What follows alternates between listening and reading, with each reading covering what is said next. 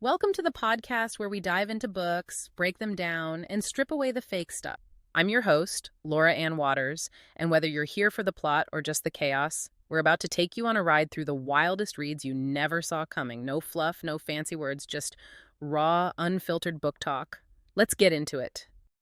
Okay, so you buckle up because today's deep dive is juicy, like really juicy. We're talking about Hollywood in its heyday, sex symbols, and the woman who knew them better than anyone. T.M. Caulfield's book, The Care and Feeding of Sex Symbols, right? Yes. It's wild. It's like somebody peeked behind the velvet curtain and spilled all the tea. And, it's not just about the glitz and glamour, though there's plenty of that. It's really a story about ambition, love, the cost of fame. Right. Like, what does it really take to become a legend? And what do you have to give up to get there? And can you hold on to yourself in the process? That's the question, isn't it? Totally. So we meet Megan, just 18, fresh off the bus from, get this, Rockford, Illinois. Well, we're talking about a different world. Right. And she lands a job assisting none other than Mae West. Mae West, you. The original Queen Bee? Seriously. And Megan is, like, completely starstruck. Who wouldn't be? Exactly. So imagine you're 18, you're in Mae West's world. She's all diamonds, glamour, that voice. And those one-liners, pure gold. And she starts giving Megan these life lessons right from the get-go. Mentoring on the fly. Totally. Remember that part where she's like, I know I said anything worth doing is worth doing slowly. But, my dear, the key is to get started. Classic May. Right. And then, get this, May invites Megan to move into a guest house on her property. Talk about an immersive education. Seriously, it's like Hollywood University, Mae West style. And May, she doesn't just preach, she lives it. She's got this incredible presence, this confidence. Total command of every room, right? And she's teaching Megan to own her power, too. Because, let's be real, Hollywood, especially back then, it was a lion's den, Especially for women. Exactly. And May is giving Megan these survival mantras like, a dame who knows the ropes isn't likely to get tied up. Love that one. It's about setting boundaries, refusing to be a victim. Right. Or accept the success, but keep the same hat size. Like, don't let it go to your head. Stay grounded. Exactly. But May is not just about these witty one-liners. She gets real with Megan, about her past. Vulnerable, even. Yeah, like about her relationships or, well, lack of... She was married, twice. Yeah, but she always seemed to keep men at arm's length, right? Like that, quote, all my relationships ended with me trying to hold up battered male egos rather than needing to be consoled. I guess they never meant too much to me. Makes you wonder about the trade-offs, right? Was that emotional distance the price of her power? That's the question, isn't it? Like, could she be that strong, that independent, if she let herself be vulnerable? Right. And then, enter Marilyn Monroe. Oh my gosh, Marilyn. Talk about a plot twist. Right. Megan's best friend, also an aspiring actress, but so different from May.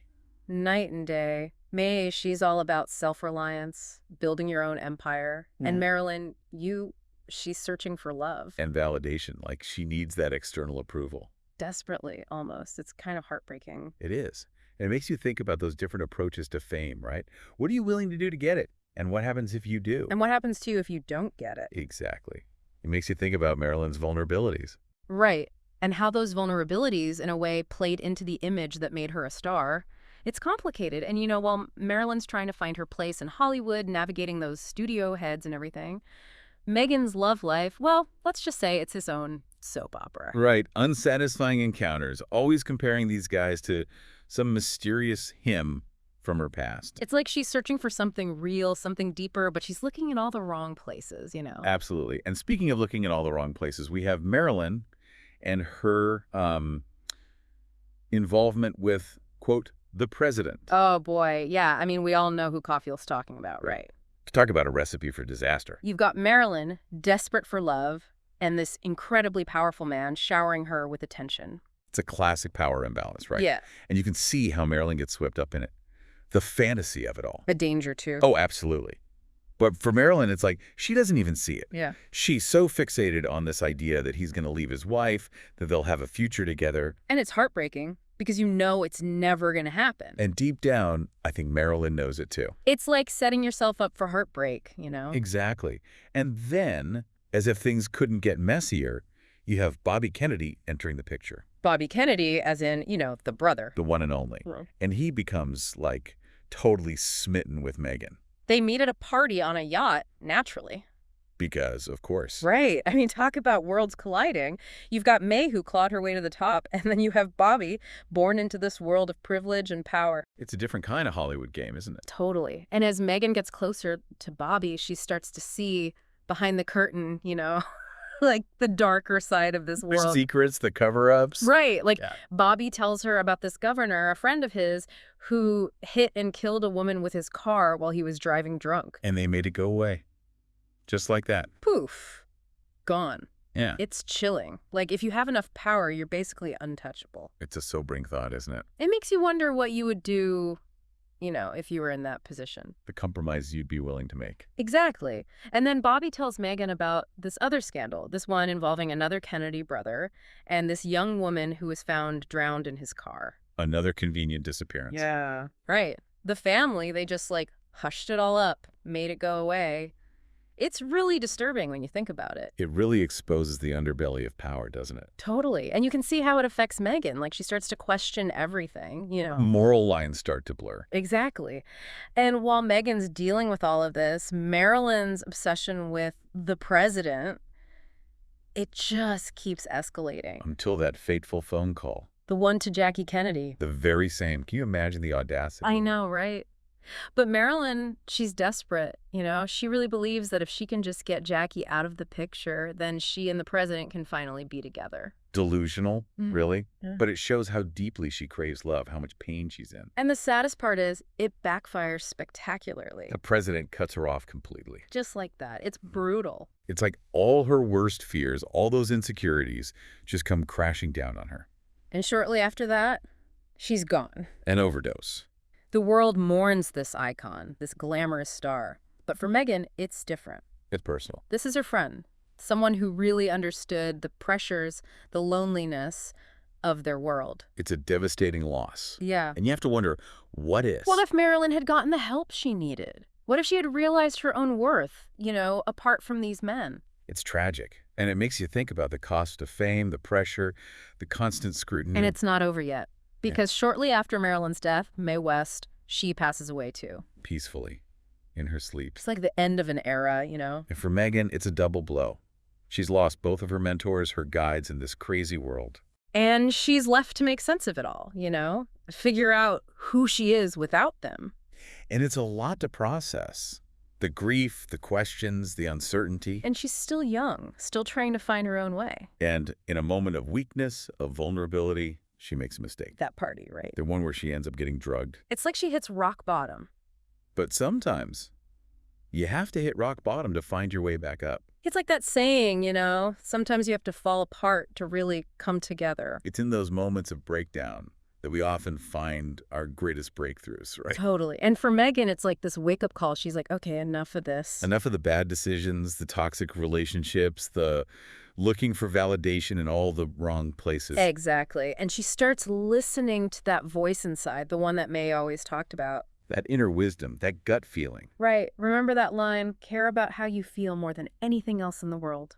It's about tuning into your own needs, your own values, not what everyone else is telling you to do or be. And it's about setting boundaries too, right? Like learning to say no to things that don't feel right. Absolutely. Yeah. And that's exactly what Megan starts doing. She walks away from a toxic relationship. She starts saying no to projects that don't inspire her. She's taking control of her life, It's kind of amazing to see this transformation, from this starstruck teenager to this woman who's really calling the shots. And this newfound clarity, this sense of purpose, it spills over into her writing. That screenplay, right? The one based on her experiences with Mary and Marilyn. Yeah. She pours her heart and soul into it.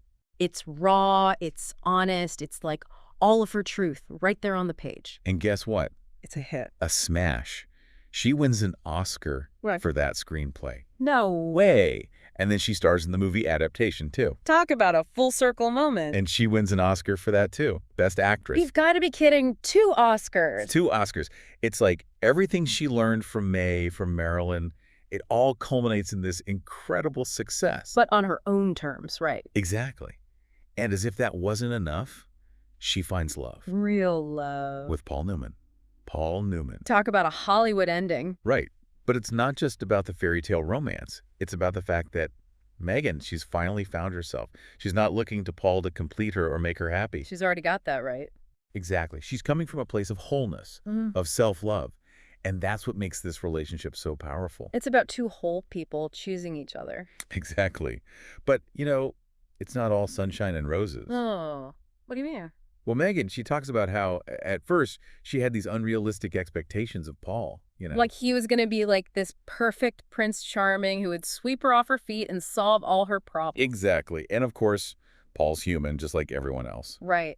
I love that part where she says, after a few disappointing reminders that he was, indeed, not here to stand on his head to make me happy, I made sure to stay focused on source for the feeling of constant love and security that I craved. It's such a powerful reminder that no one else can give us that, Yeah. that deep sense of love and security. It has to come from within. From that source she keeps talking about. Right. That connection to something bigger than ourselves, something that grounds us, that sustains us. It's like her faith, right? That's her source. It seems to be a big part of it, yeah. But I think it's even bigger than that. It's about that deep knowing that we are loved, that we are worthy, just as we are.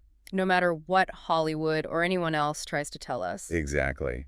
And, even with this newfound wisdom, this incredible success, this amazing love, there's still that one last gut punch. Oh no, what now? So Megan and Paul, they've been happily married for over a decade. Mm-hmm. And one day, Megan's reading an interview with Paul. Okay.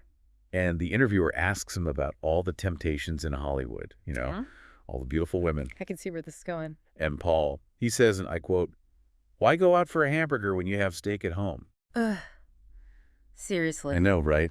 Even Paul Newman with those baby blues and that heart of gold. Even him. Even him. It's like no matter how much we evolve as a society, some things never change. It's a stark reminder, isn't it? That objectification, that double standard, it's still there, lurking beneath the surface. So it's a happy ending for Megan, but it's complicated too. Like life, I guess. Exactly. And, maybe that's the point. Life is messy, it's unpredictable, it's full of contradictions. But even with all of that, we can find our own version of happiness, our own version of success. Like Megan did. Like Megan did. Well, folks, there you have it. The wild, inspiring, heartbreaking, ultimately hopeful story of Megan Mae West and Marilyn Monroe, whose journey resonated most with you. And what will you take away from their stories? Until next time, keep exploring, keep questioning, and keep diving deep. That's it for today's episode. Don't forget to share, like, and subscribe to keep up with our wild takes on the next book.